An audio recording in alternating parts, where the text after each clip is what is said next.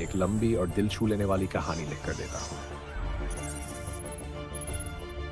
गांव की लंबी कहानी। हरे भरे खेतों से घिरे एक छोटे से गांव का नाम था सुंदरपुर। गांव भले ही छोटा था, लेकिन लोगों के दिल बड़े थे।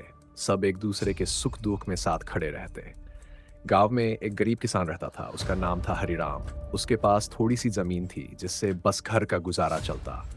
हरिराम के 3 बच्चे थे, 2 बेटे और 1 बेटी। वह चाहता था कि उसके बच्चे पढ़ लिख कर कुछ बड़ा करें, ताकि उन्हें गरीबी का सामना न करना पड़े। लेकिन गांव में स्कूल सिर्फ 5वीं तक था। आगे की पढ़ाई के लिए बच्चों को पास के कस्बे जाना पड़ता, एंड जो लगभग 10 किलोमीटर दूर था। पैदल चलकर जाना बच्चों के लिए बहुत मुश्किल था।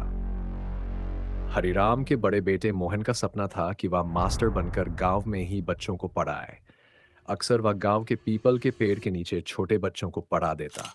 बच्चे भी उसे बहुत पसंद करते थे। एक दिन गांव में सूखा पड़ गया।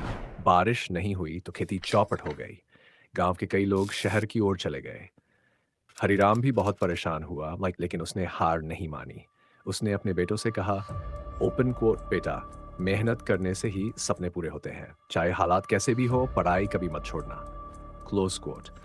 मोहन और उसका भाई रोज सुबह अंधेरे में उठकर कस्बे के स्कूल जाते। कई बार नंगे पांव, कई बार भूखे पेट, लेकिन उनकी मेहनत रंग लाई। मोहन पढ़ाई में इतना आगे बढ़ा कि कस्बे के मास्टर साहब ने खुद उसकी मदद की और किताबें दी। सालों की कठिनाई के बाद मोहन ने मास्टर बनने का सपना पूरा कर लिया। जब वह गांव लौटा तो उसने गांव के बच्चों को इकट्ठा किया और पढ़ाना शुरू किया। धीरे धीरे गांव में सबकी सोच बदल गई। लोग समझ गए कि असली दौलत खेतों की फसल ही नहीं, बल्कि बच्चों की शिक्षा भी है। कुछ सालों बाद गांव में एक बड़ा स्कूल बन गया, जहां दूर दूर से बच्चे पढ़ने आने लगे। गांव अब सिर्फ खेती से ही नहीं, बल्कि शिक्षा से भी जाना जाने लगा। और हरिराम अक्सर मुस्कुराते हुए कहा करता, जिस बीज को मैंने मेहनत और विश्वास से बोया था, आज वही हमारे गांव को।